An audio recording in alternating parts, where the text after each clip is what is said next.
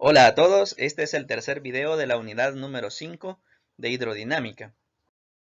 En este video vamos a desarrollar los siguientes contenidos: fluidos en movimiento, clasificación de los flujos y línea de corriente, y ecuación de continuidad y caudal. En el próximo video desarrollaremos la ecuación de Bernoulli. Hidrodinámica. En este video nos introduciremos a los fluidos en movimiento, ya no en reposo, sino fluidos en movimiento. La hidrodinámica es la rama de la mecánica que estudia la dinámica de los líquidos, es decir, los fluidos que están en movimiento. En medicina es de interés comprender la forma en que la sangre fluye por el sistema circulatorio. La hemodinámica estudia la dinámica de la sangre en el sistema circulatorio. Para iniciar el estudio de la hidrodinámica se consideran tres aproximaciones importantes. La primera de ellas es que el fluido es incompresible. Al inicio del curso nosotros hablamos que los líquidos son incompresibles y es bastante buena esta aproximación. Siendo estrictos, pues sí hay un pequeño cambio de volumen al aplicar presiones muy grandes en un líquido. Pero este cambio de volumen es porcentualmente despreciable, es muy pequeño. No así con los gases, porque los gases, el cambio de volumen es bastante grande con un pequeño cambio de presión. Entonces, en el inicio del estudio de la hidrodinámica, nosotros vamos a trabajar nada más con fluidos incompresibles. Esto quiere decir que la densidad de ese fluido no cambia con los cambios de presión. Además, consideraremos despreciable la pérdida de energía por la viscosidad. Es decir, que vamos a suponer que las fuerzas de fricción en el fluido son prácticamente nulas. Vamos a suponer que se trata de un líquido que es óptimo para fluir y esta pérdida es muy pequeña. Además, supondremos que el flujo de los líquidos es estable o estacionario. Esto quiere decir que la velocidad del líquido en un punto específico del flujo es independiente del tiempo. Si nosotros escogemos un lugar en el flujo, en ese lugar la velocidad va a ser la misma en todo momento. Esa es la definición de un fluido estacionario. Todas las partículas que pasen por ese punto lo harán a la misma velocidad. Para analizar un sistema real, estas dos últimas suposiciones no pueden despreciarse, deben de considerarse. Por ejemplo, nosotros tenemos que considerar tanto la viscosidad del líquido, de la cual vamos a hablar en el siguiente video, como también debemos considerar si la velocidad del fluido es la misma en todo momento o si cambia a través del tiempo. Por ejemplo, en el sistema circulatorio, nosotros observamos que la sangre no fluye a una velocidad constante.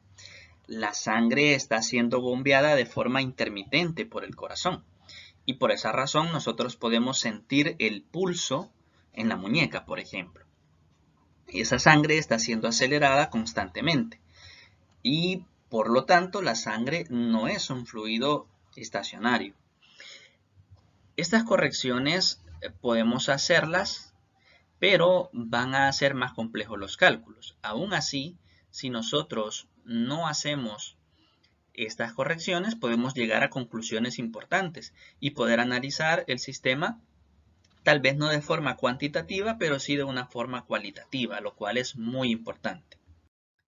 En la imagen nosotros observamos una forma de poder caracterizar una hemorragia para saber si se debe a una hemorragia arterial o si se debe a una hemorragia, por ejemplo, de una vena.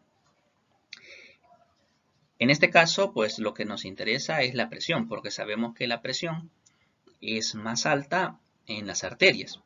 Y por lo tanto, si nosotros percibimos una presión más alta y por lo tanto vamos a percibir de una mejor manera la intermitencia del pulso, la intermitencia del sangrado, pues entonces muy probablemente se trate de una hemorragia arterial. Sin embargo, si esa intermitencia es menos apreciable, probablemente se trate de un sangrado de una vena. Ahora vamos a estudiar los tipos de flujos. El flujo de un fluido, valga la redundancia, en general se divide en dos: el flujo laminar y el flujo turbulento. En el flujo laminar,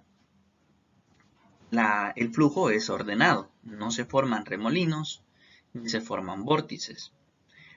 Esto sí sucede en el flujo turbulento, sí hay remolinos, sí hay vórtices, y nosotros podemos considerar que sucede con la parte energética. Como es de esperar, en un flujo desordenado hay más fricción, hay más gasto de energía y por lo tanto para mantener un flujo turbulento se necesita mucha más energía que en un flujo laminar. En un flujo laminar, cada pequeña porción de ese fluido, de ese volumen, se mueve sin girar, no rota, y sigue las llamadas líneas de flujo, que son las que hemos representado en los esquemas. De tal modo que las capas de un fluido, si tenemos capas vecinas, estas se deslizan suavemente entre sí. Las trayectorias de dos partículas no se cruzan. Y esto es muy importante porque si estamos hablando de dos líneas de flujo, pues esas líneas no se van a cruzar. En la imagen de la izquierda, nosotros observamos las líneas de flujo. Podemos ver que sí están en forma ordenada. Y en la imagen de la derecha, nosotros observamos un flujo turbulento. A esas líneas les llamamos líneas de flujo y son las trayectorias que siguen las partículas del fluido. En la siguiente imagen nosotros podemos observar cómo se ha realizado un experimento en el que se ha agregado colorante a un fluido, el cual se hace pasar a través de un obstáculo. Observamos que la parte de fluido coloreada sigue una trayectoria y no se mezcla con la parte no coloreada. Se siguen las líneas y por esa razón, por cómo vemos esto aquí, podemos decir que el flujo en esta parte es un flujo laminar. No hay vórtices, no hay remolinos. Sin embargo, en esta parte de acá, en esta otra imagen, nosotros podemos observar el flujo que sigue el humo en las barras de incienso. Al principio parece seguir un flujo laminar, no se ven vórtices, pero en cierto punto este flujo se vuelve turbulento. Hay remolinos y por lo tanto pues es un flujo turbulento. La resistencia al flujo de un líquido puede ser caracterizada en términos de viscosidad del fluido, del cual hablaremos en los videos posteriores. Lo vamos a llamar por un número y pues esta es una magnitud física del fluido. En el caso de una placa, si nosotros tuviésemos acá dos placas, una placa inferior y una placa superior, y entre ellas un fluido, si nosotros desplazamos la placa posterior, así como se observa, nosotros vamos a tener que en un fluido laminar, en un flujo laminar, nosotros tendríamos que la parte del fluido que está cercano a la placa inferior prácticamente va a tener una velocidad cero. Es decir, que esta parte de acá del fluido básicamente está pegada a la placa. La siguiente lámina va a tener una velocidad pequeña. La siguiente placa va a tener una velocidad un poco mayor. De manera que la diferencia de velocidad entre dos láminas que estén consecutivas va a ser pequeña. De esta manera, pues la última lámina prácticamente se va a estar moviendo a la misma velocidad que la lámina superior. Entonces decimos que el flujo es laminar porque se mueve como pequeñas láminas deslizándose una respecto a la otra de forma relativamente parecida, con pequeños cambios desde una lámina hasta la siguiente. Hay un gradiente de velocidad. Gradiente significa diferencia. Entonces, hay una pequeña diferencia de velocidad a medida que se va desde la placa estacionaria, en la parte de abajo, hasta la placa móvil, que en la parte de arriba. Entonces, hay gradientes de velocidad. Hay cambios en la magnitud de la velocidad. Y el líquido tiende a moverse en capas con velocidades sucesivamente mayores. A esto se le llama flujo laminar. La aplicación común del flujo laminar debería ser para aquellos casos en el que el flujo sea un flujo suave de un líquido cuya viscosidad pues permita este tipo de fenómeno. En este caso, la velocidad del flujo varía desde 0 en las paredes del tubo hasta un máximo de velocidad o velocidad máxima. Nosotros vemos acá como las paredes del tubo son representadas en gris y nosotros tenemos un flujo laminar en su interior. Entonces, como dijimos antes, la parte del fluido que está cercana a la lámina, en este caso al recipiente, al tubo, pues prácticamente va a estar en estática. Su velocidad va a ser muy pequeña y cercana a cero, básicamente cero. Pero a medida nos vamos moviendo hacia el centro, la velocidad va aumentando. Pero cuando ya empezamos a acercarnos a la otra cara, a la otra frontera, pues la velocidad va reduciendo. Esto que vemos acá sucede en todos los sentidos, es decir, que nosotros estamos teniendo ahorita un corte, ¿verdad? Un corte lateral, pero si tuviéramos un corte axial, pues nosotros podríamos ver esto mismo, hacia la derecha, hacia la izquierda, hacia arriba, hacia abajo o en cualquier dirección. Siempre que nos acercamos a las paredes, pues la velocidad se reduce. Y cuando estamos en el centro, la velocidad es la velocidad máxima. Ok. La velocidad en cada parte del tubo se puede calcular dividiendo el flujo en finos elementos cilíndricos, obteniéndose que la velocidad en un radio R, es decir, si yo tomo este radio, observen que este radio no es el radio del tubo, este es un radio en el que yo estoy queriendo encontrar la velocidad. Por ejemplo, si yo digo, yo quiero saber cuál es la velocidad acá, entonces el radio va a ser medido desde el centro hasta este lugar donde estamos. R minúscula significa el radio que yo estoy considerando. Y R mayúscula es el radio del tubo. Ese sí es medido desde el centro hasta el extremo. Ok, entonces, nosotros podemos dividir el flujo en pequeños cilindros huecos. En cada cilindro, como ese cilindro está a la misma distancia de las fronteras, pues su velocidad va a ser la misma en todas las partes de ese cilindro. Es decir, si yo tomo esta parte de acá, todas las velocidades del fluido en esta parte van a ser iguales. Si yo tomo este otro cilindro hueco, pues las velocidades en toda esta parte va a ser la misma. Y así sucesivamente en pequeñas capas. Entonces, nosotros podemos encontrar que la velocidad para un radio determinado es igual a la velocidad máxima multiplicado por este factor en el cual nosotros tenemos 1 menos la división de los cuadrados del radio del que estoy hablando entre el radio total del cilindro. Entonces depende tanto del radio donde yo estoy midiendo la velocidad como del radio del tubo. Esas dos cosas son determinantes. Ahora, si nosotros pudiéramos utilizar un poquito de matemática para poder determinar, por ejemplo,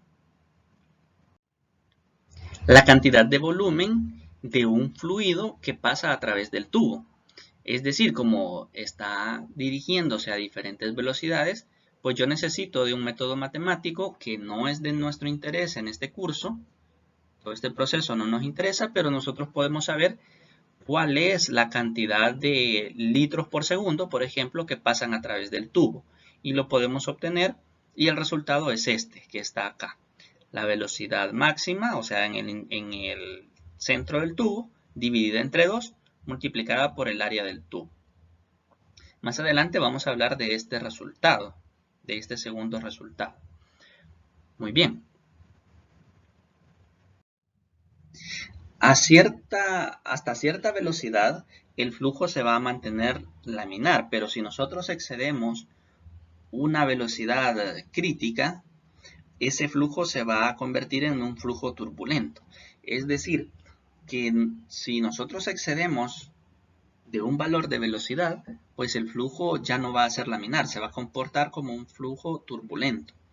Los estudios experimentales pues han caracterizado la forma, o mejor dicho, han encontrado la forma de calcular esa velocidad crítica en el caso de que se tenga un flujo en un tubo largo y recto. Y la fórmula que se obtiene experimentalmente es esta.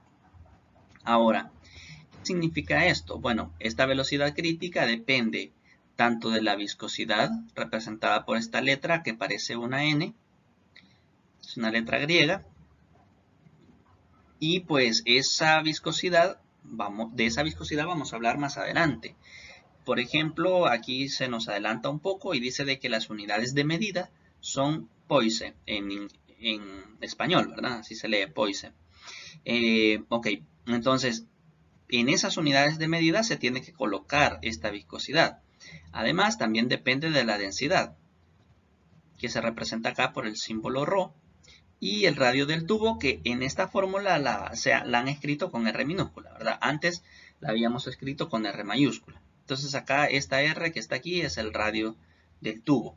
Y además de este número que aparece acá en rojo, que se le llama número de Reynolds.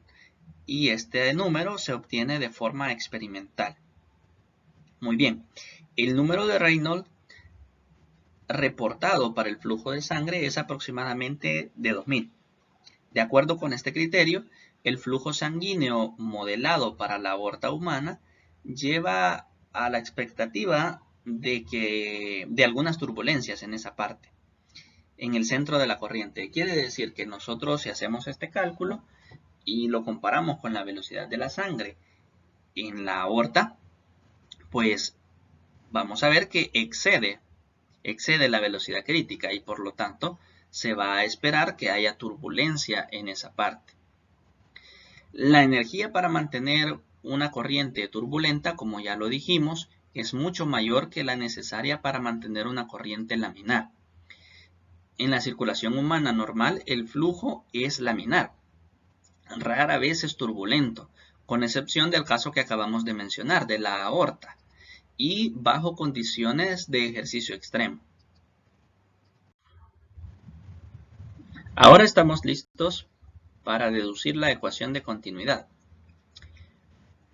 Vamos a suponer que tenemos un tubo en el cual el área transversal no necesariamente es la misma, sino que está cambiando. Aquí tenemos un área transversal A1 y acá tenemos un área transversal A2. Entonces el área transversal del tubo pues puede cambiar. Además de eso, al inicio tenemos una velocidad V1 y al final tenemos una velocidad V2. La velocidad del líquido cambia dependiendo del lugar donde nos encontremos. Bien, ahora vamos a tomar una pequeña porción de tiempo. Vamos a dejar transcurrir un tiempo muy pequeño. En ese pequeño intervalo de tiempo, nosotros vamos a tener que el líquido se ha desplazado a una velocidad V1, en este caso, una velocidad V1, durante este intervalo de tiempo. Entonces, la distancia que ha avanzado el líquido en ese intervalo de tiempo es igual a la velocidad 1 por el intervalo de tiempo. Recordemos que la distancia es igual, o el desplazamiento es igual a la velocidad por el tiempo. Entonces, lo que se ha desplazado el líquido es igual a la velocidad 1 por el intervalo de tiempo que hemos dejado correr ese fluido. Muy bien. Durante ese pequeño intervalo de tiempo, delta t, el fluido en A1 se mueve una distancia igual a V1 por delta t. Así que se ha ingresado un cilindro de fluido que tiene esta altura. Nosotros sabemos que este cilindro pues tiene esta altura, ¿verdad? A esa distancia de acá, esta sería la altura del cilindro. Y ya la calculamos, que es igual a la velocidad 1 por el intervalo de tiempo. Muy bien. Ahora recordemos que el volumen de un cilindro es igual al volumen, es igual al área de la base por la altura. El volumen de un cilindro es igual al área de la base por la altura. Entonces nosotros podríamos calcular el volumen de este cilindro que tenemos acá. Algo importante que tenemos que tomar en cuenta es lo siguiente, que aunque el área del transversal del tubo vaya cambiando, nosotros podemos considerar que esta área de esta parte inferior del cilindro es igual al área de la cara superior del cilindro porque el intervalo de tiempo es muy pequeño. Quiere decir que prácticamente se ha desplazado bien poquito, ya se ha desplazado muy poquito.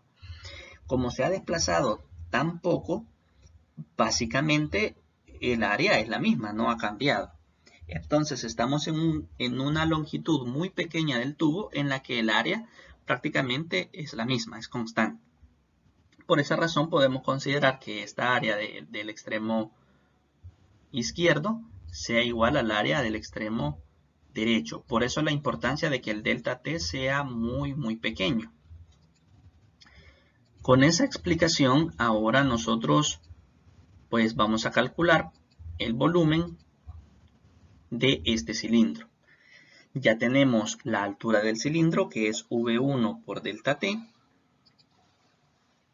Y ahora lo vamos a multiplicar por el área de la base.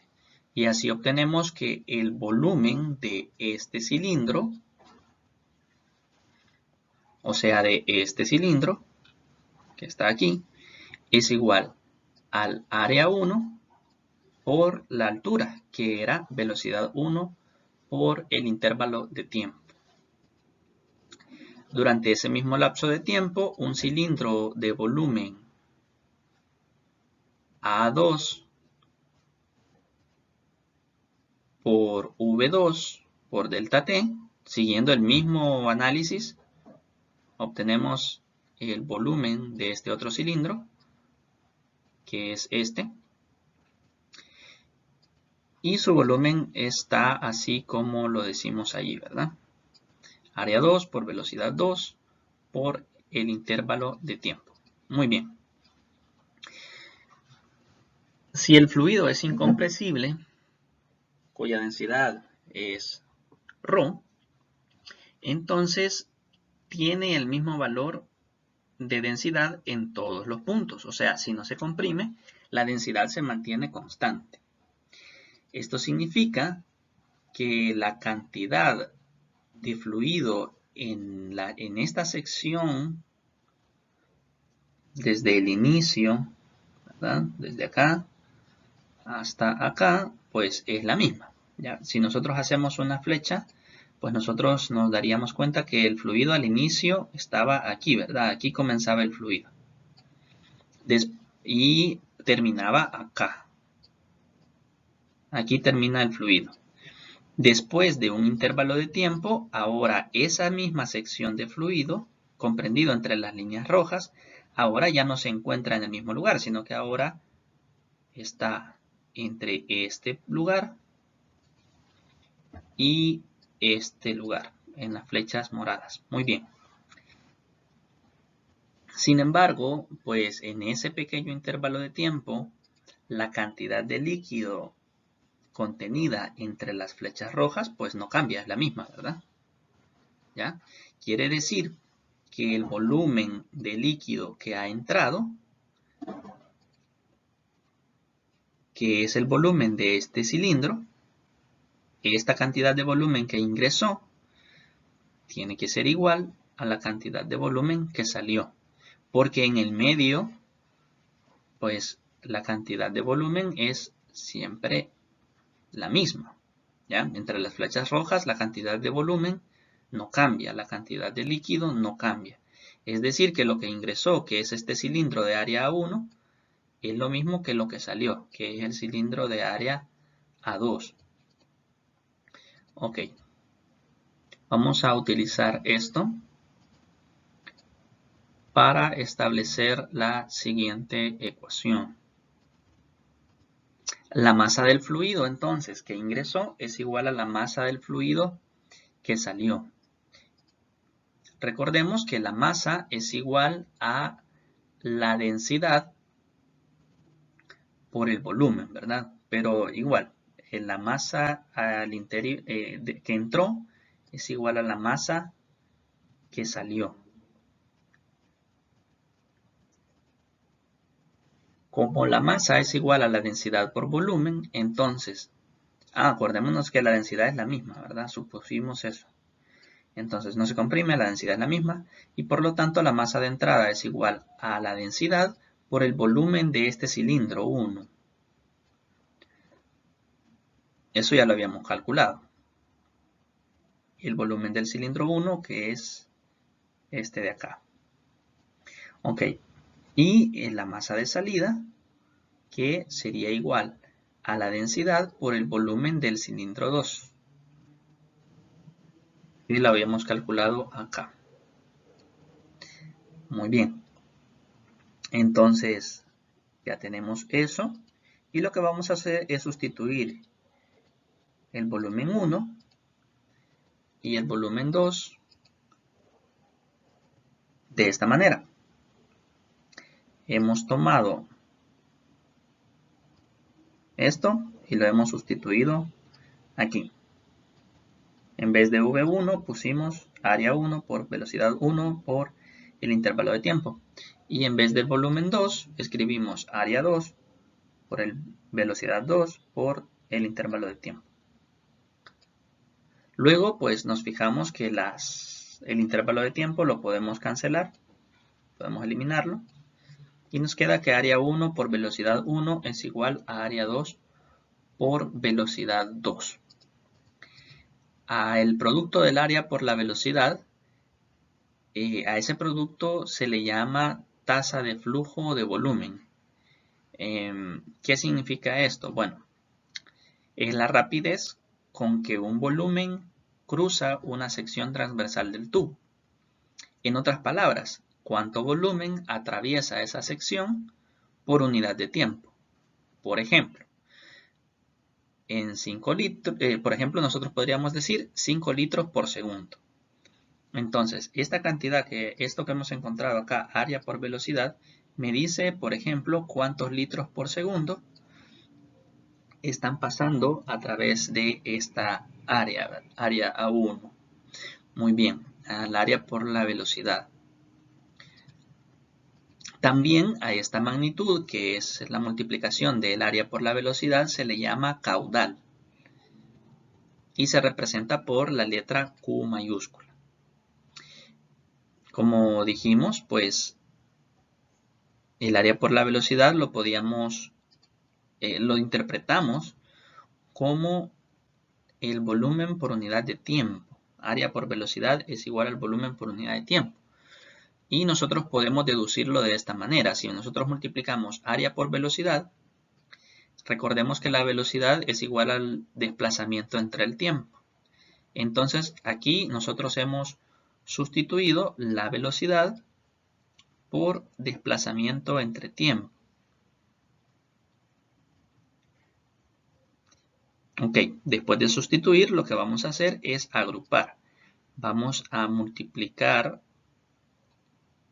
el área por el desplazamiento, ¿verdad? Que sería el área transversal del cilindro por la altura del cilindro, y eso nos daría el volumen del cilindro. Entonces tendríamos volumen por unidad de tiempo. Es decir, cuánto volumen por unidad de tiempo está fluyendo allí. Entonces hemos demostrado de que el área por la velocidad es igual al volumen que pasa a través de un área transversal por unidad de tiempo.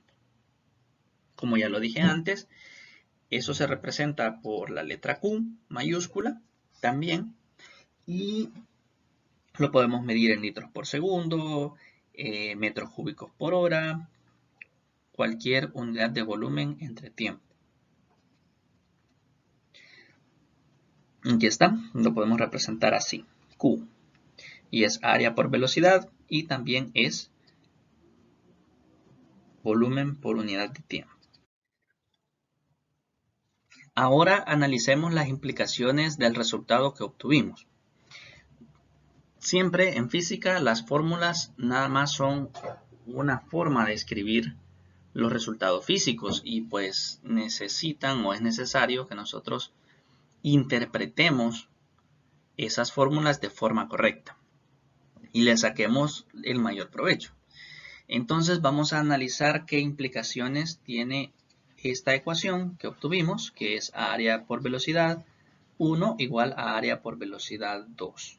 Área 1 por velocidad 1 igual a área 2 por velocidad 2. Bien, si el área transversal del tubo por la velocidad es igual en cualquier punto, vean que nosotros hemos tomado este punto y este otro punto, pero pudimos tomar un tercer punto por acá. Y eso nos hubiese dado área 3 por velocidad 3 igual a esto mismo que tenemos acá. O sea, área 1 por velocidad 1 igual a área 2 por velocidad 2 y eso igual a área 3 por velocidad 3 y así sucesivamente. Quiere decir que el área por la velocidad me da un valor constante. Es el mismo siempre. Porque todos estos valores que tenemos acá siempre nos da lo mismo. Entonces, área por velocidad es constante. La sección transversal, si la sección transversal del tubo disminuye, por ejemplo, aquí área 2 es menor que área 1. Entonces, podemos preguntarnos, ¿qué pasa con la rapidez? Bueno, si el área disminuye, para mantener constante este valor, necesitamos que la velocidad o la rapidez incremente. Es decir, que en las partes estrechas del tubo, la velocidad va a ser mayor. Y en las partes más amplias del tubo, la velocidad va a ser menor. Esto es uno de los resultados más importantes. Si la sección transversal del tubo aumenta, la rapidez disminuye. Por ejemplo, en un río, en las partes más angostas, el agua fluye más rápido que en las partes anchas. Lo mismo en las partes hondas. En las partes hondas el agua va a fluir más lento que en las partes menos profundas. Nosotros podemos ver en este GIF, tal vez no con tanta claridad, pero podemos prestar atención a dos partes importantes. Acá, antes de comenzar el descenso, no nos interesa la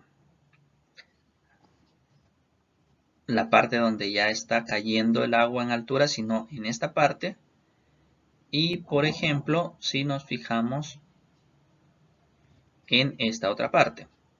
Tal vez no se aprecie muy bien, pero si nosotros colocamos una hoja en el arroyo, en esta parte de acá, la hoja va a viajar mucho más lento que en esta otra parte. ¿Por qué? Porque el área de ese fluido es mayor en esta parte, aquí, es mayor que aquí. Y por lo tanto, pues la velocidad va a incrementar en las partes más angostas para poder suplir, para poder cumplir con que el volumen por unidad de tiempo sea el mismo. Aquí como el área es mayor, entonces el volumen es mayor y por lo tanto la velocidad puede ser pequeña. Pero acá como el área es menor, el volumen es menor y por lo tanto para poder entregar la misma cantidad de litros por segundo necesita ir a una mayor velocidad. Entonces en las partes más angostas la velocidad incrementa para mantener el caudal constante. Ahora en esta otra imagen nosotros podemos observar cómo podemos explicar con respecto a la ecuación de continuidad que acabamos de deducir la razón de por qué el chorro de agua se adelgaza. Bueno, lo que sucede es que por la acción de la gravedad el agua se acelera a medida que cae. Eso quiere decir que la velocidad incrementa. La velocidad va a ser mayor en la parte inferior que en la parte superior, porque ya la gravedad ha hecho su trabajo y ha acelerado esas partículas de agua. Como la velocidad es mayor en la parte inferior, entonces quiere decir que la sección transversal es más estrecha, ¿verdad? Esta sección transversal es más estrecha en esta parte que en esta otra parte.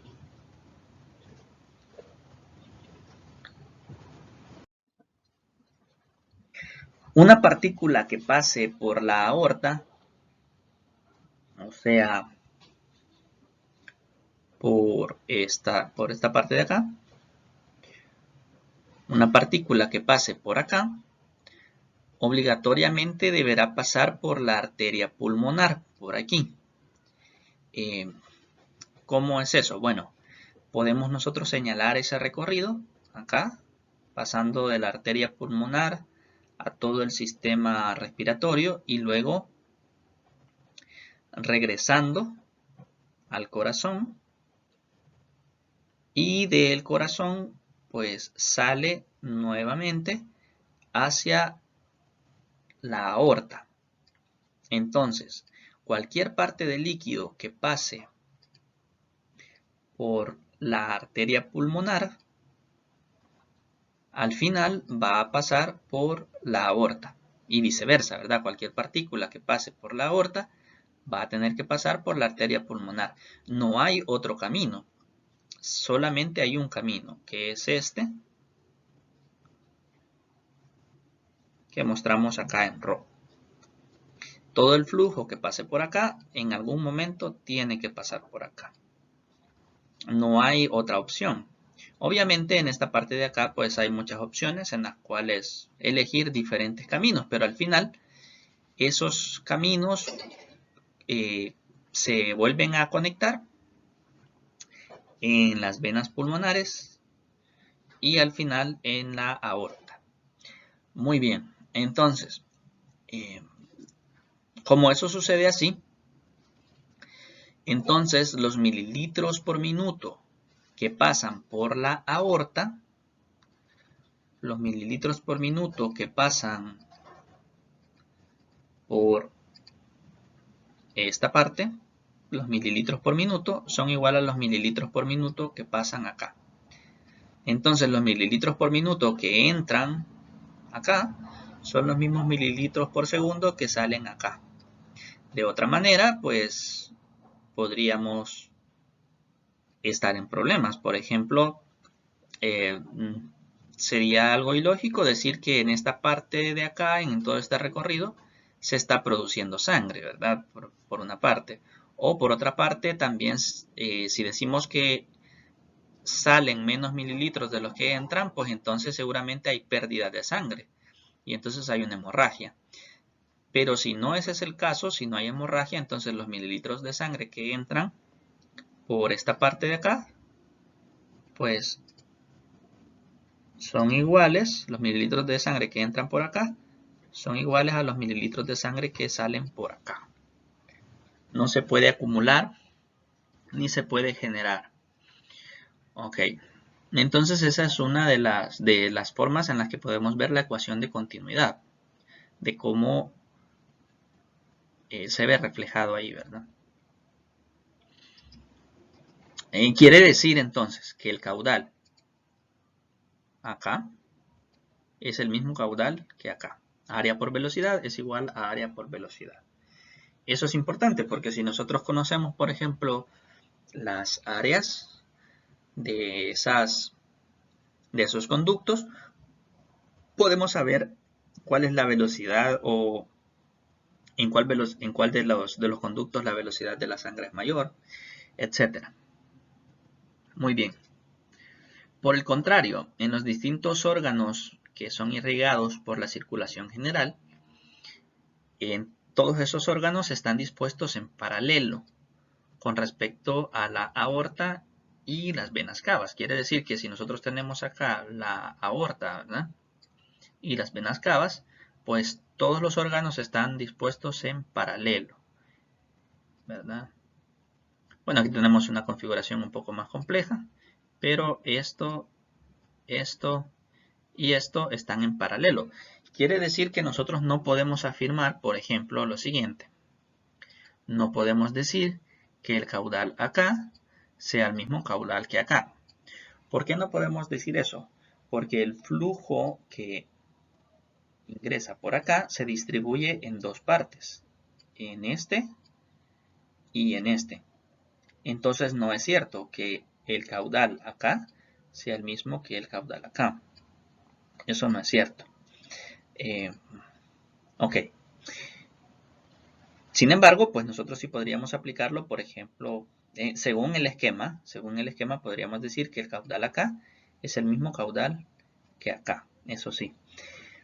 Ok, entonces hay que tener en cuenta eso, de que el flujo tenga un camino cerrado. Si pasa por un lado, todo el fluido se vuelve a reunir después. Y entonces puedo decir que hay un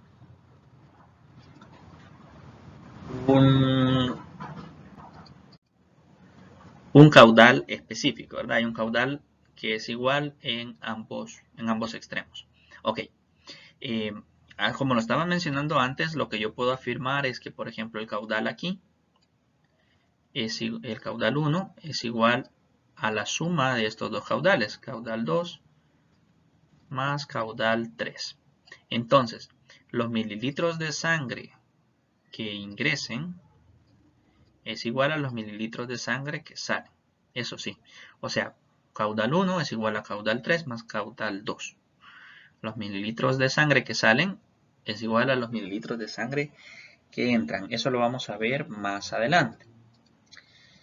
Una partícula de sangre que sale del ventrículo izquierdo tiene varios caminos para llegar a la aurícula derecha. Y eso pues es bastante lógico, ¿verdad? Cualquier partícula de sangre que salga del ventrículo izquierdo, pues tiene muchos caminos. Podría ser, por ejemplo, por acá, o puede ser por acá. ¿Ya? Hay muchas posibilidades. Entonces no puedo establecer una igualdad de los flujos en cualquier parte, sino como lo mencionamos antes. Los caudales pueden ser diferentes en cada una de las partes. Bien, acá lo que mencionábamos antes. La arteria aorta se bifurca al llegar a la altura de la pelvis, como lo podemos ver en la imagen, en dos arterias principales, que proveen la sangre oxigenada a cada una de nuestras extremidades inferiores. Por la conservación del caudal, como lo decíamos antes, el caudal 1 va a ser igual a la suma de los caudales 2 y 3. Los litros por segundo que pasen por acá deben de ser igual a los litros por segundo que salgan tanto aquí en esta parte como en esta otra parte. Entonces podemos decir que caudal 1 es igual a caudal 2 más caudal 3. Si no se bifurcara, sino que en cambio se partiera en 3 o en 4 o en 5, pues la idea es la misma. la suma de los caudales de entrada es igual a la suma de los caudales de salida. Y eso sería algo más general. Los caudales de entrada son iguales a los caudales de salida, al sumarlos. Básicamente nos dice que la sangre que desciende por la aorta se distribuye en las dos arterias. No se genera sangre nueva y tampoco se acumula sangre. Recordemos que la sangre solo se encarga de transportar, pero no se consume, digámoslo así. No desaparece en el camino, lo cual es muy importante. Una característica importante del sistema arterial del hombre es la forma en que se va bifurcando. Siempre que un tronco genera ramas, la suma del área de las secciones transversales de las ramas será mayor que el área de la sección del tronco original. Eso lo vemos representado acá en la imagen, ¿verdad? Nosotros tenemos acá un tronco que genera ramas y nosotros tenemos una sección transversal S1, una área S1. Pero eso se divide en dos partes y estas áreas que están acá van a sumar, la suma de estas dos áreas va a ser mayor que S1. Es decir, que si yo sumo S2 más S3, eso me va a dar más que S1. Eso es una característica particular de nuestro sistema circulatorio, que a medida que se va bifurcando, se van generando nuevas ramas, los canales, a pesar de que son más angostos que el conducto original, pero la suma de las áreas siempre es más grande que el área de la cual se originó. Por ejemplo acá, S1, esta área de acá, es mayor que S2, que es mayor que S2 y también es mayor que S3.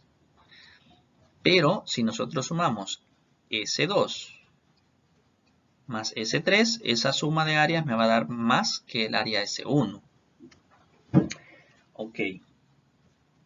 Eso va sucediendo así. Por ejemplo, lo podemos ver a continuación, donde S2, esta área, va a ser menor que la suma de S5 más S4.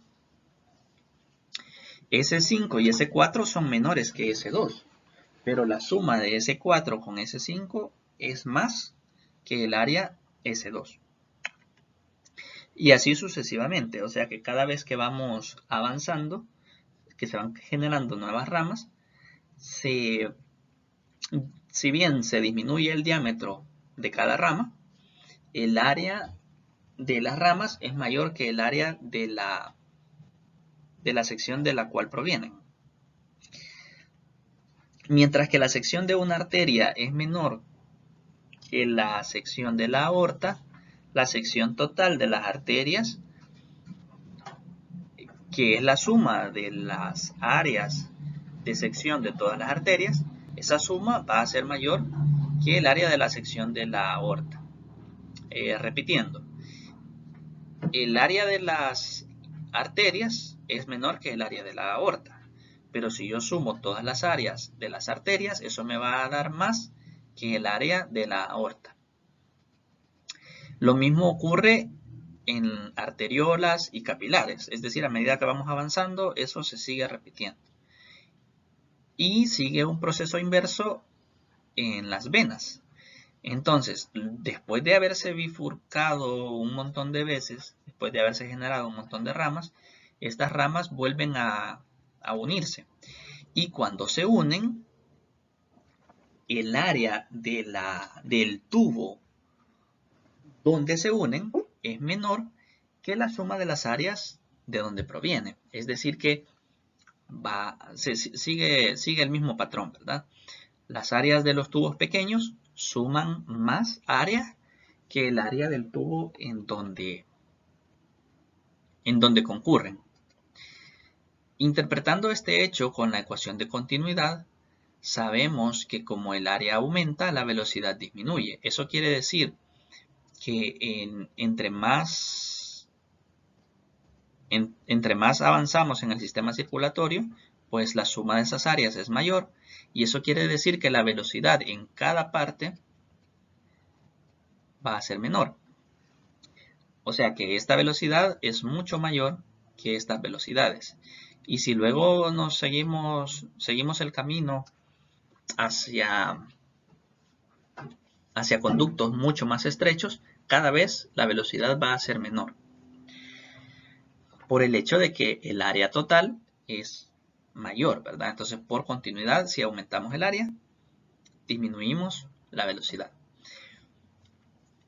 Eso quiere decir que cada vez la sangre viaja más lento.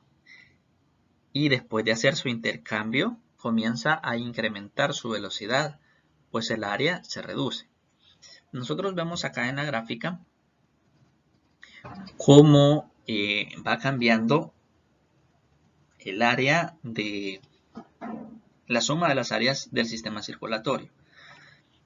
En la aorta tenemos un valor inicial y a medida que vamos avanzando sumamos las áreas de todas las ramas en las que vamos. Aquí tenemos, por ejemplo, las arterias. La suma del área de todas las arterias es mucho mayor que la suma del área de la aorta. Si comparamos este valor con este valor, pues es mucho mayor la suma de las áreas de las arterias. Luego, si lo hacemos con los capilares, pues esa área es mayor todavía. Es de esperar que la velocidad en los capilares sea muchísimo menor que la velocidad de la sangre en la aorta. Pues el área total es mucho mayor en centímetros cuadrados. Luego, después de pasar por los capilares, se van uniendo los vasos, se van uniendo y generan, todos esos se unen en un conducto común. Y entonces ahora el área va disminuyendo. Y eso es lo que podemos ver en esta sección de acá, que el área total pues disminuye hasta llegar al corazón, ¿verdad? Entonces, eso es muy, muy importante. O sea, que quiere decir que la velocidad luego se restaura. La velocidad pues disminuye hasta su valor mínimo acá. Y luego de eso, pues a medida que el área va disminuyendo, pues la velocidad va incrementando. Velocidad no es sinónimo de presión. Esto lo vamos a aclarar más adelante y vamos a ver qué pasa con estas dos magnitudes. Si el área de la aorta puede estimarse de 7 centímetros cuadrados, por ejemplo, el área de todos los capilares, que eran los que mencionábamos acá, es superior a 4000 centímetros cuadrados. ¿Ya? Entonces, la aorta tiene un valor más o menos de 7 centímetros cuadrados. Y en los capilares, la suma de todas las áreas es mayor a 4000. Este valor es mayor que 4000 centímetros cuadrados. El área se ha multiplicado bastante. Aunque el diámetro de cada capilar, el radio de cada capilar es de 8 micrómetros, la suma de todas esas áreas, de cada área del capilar, pues va a sumar alrededor de 4000 centímetros cuadrados, que es mucho más que en la aorta, ¿verdad? Ok. Vamos ahora a aplicar nuestra ecuación de continuidad para resolver el siguiente problema. Dice, demuestre la siguiente afirmación. Si un tubo de agua de 2 centímetros de diámetro se conecta a un tubo de 1 centímetro de diámetro, la rapidez del flujo es 4 veces más grande en el segundo tubo que en el primero. Ok, tenemos que demostrar eso. Entonces partimos de nuestra ecuación de continuidad, donde área 1 por velocidad 1 es igual a área 2 por velocidad 2. Y luego podemos hacer algunas sustituciones. Por ejemplo, podemos expresar el área 1 como pi por r cuadrado. Esto corresponde al tubo de 2 centímetros de diámetro. Si el diámetro es 2 centímetros, el radio mide 1 centímetro y por lo tanto el área es pi por r cuadrado. Esta sería el área de este tubo. Luego, nosotros podemos hacer lo mismo en el otro y como tiene 1 centímetro de diámetro, el radio va a ser de 0.5 centímetros. Entonces, el área de ese tubo sería pi por 0.5 al cuadrado. Luego también tenemos nosotros que demostrar, o mejor dicho, que comparar las velocidades v1 y v2. Entonces lo que vamos a hacer es despejar v2. Ok, podemos también para eso eliminar pi, ¿verdad? Podemos dividir entre pi. Y al despejar v2, tenemos que es igual a v1 por 1 centímetro al cuadrado entre 0.5 centímetros al cuadrado. Observen que no he tomado tiempo para convertir los centímetros a metros, ya que no es necesario. Aquí se me van a cancelar los centímetros cuadrados con centímetros cuadrados. Entonces no necesito hacer ninguna conversión. Cuando yo calcule esos valores, 1 al cuadrado es 1, 0.5 al cuadrado es 0.25, 1 entre 0.25 nos resultará 4. Quiere decir que la velocidad 2 es 4 veces la velocidad 1. En otras palabras, la velocidad 2 es 4 veces mayor. Bueno, 3 veces mayor, que sería un total de 4. Ya la velocidad 2 es igual a 4 veces la velocidad 1. La velocidad 2 es más grande que la velocidad 1. Esto que aparece acá, donde dice la velocidad del flujo es 4 veces más grande, no está del todo bien dicho, ¿verdad?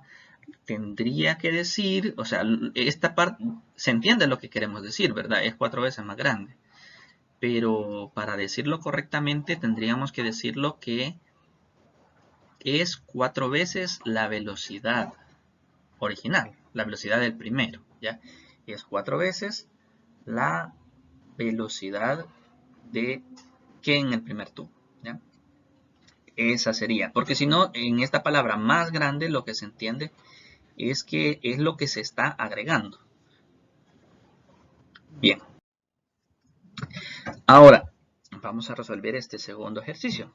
Como parte de un sistema de lubricación para maquinaria pesada, un aceite con densidad de 850 kilogramos por metro cúbico se bombea a través de un cilindro de 8 centímetros de diámetro a una razón de 9.5 litros por segundo.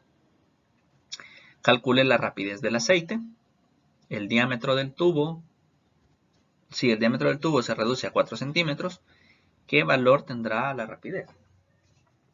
Bien, entonces empezamos por identificar nuestros datos. Y dice acá que ese aceite fluye a 9.5 litros por segundo.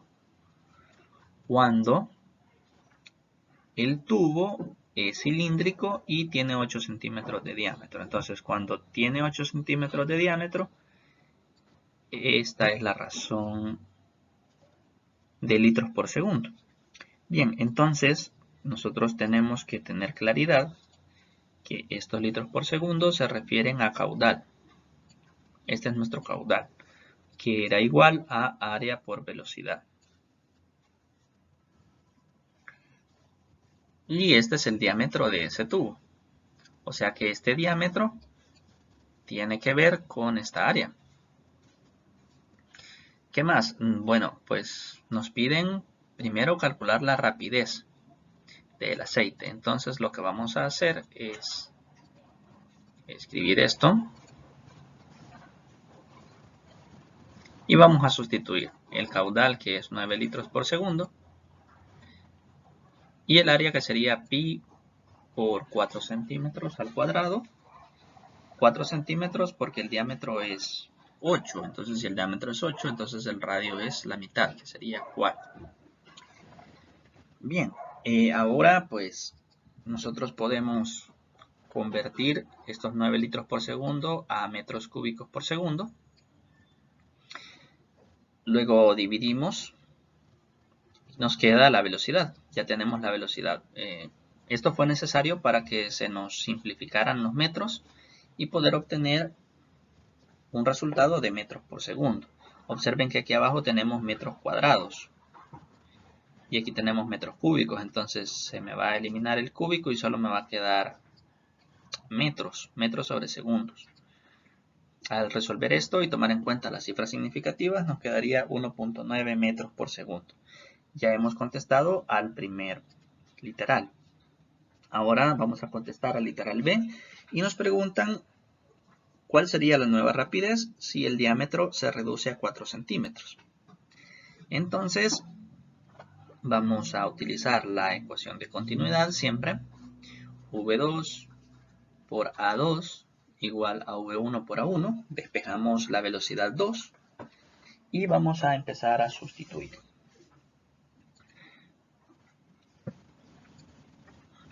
El área 1, que es el área original, igual que antes, ¿verdad?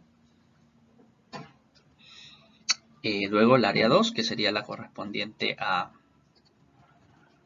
estos 4 centímetros de diámetro. Sería esta área.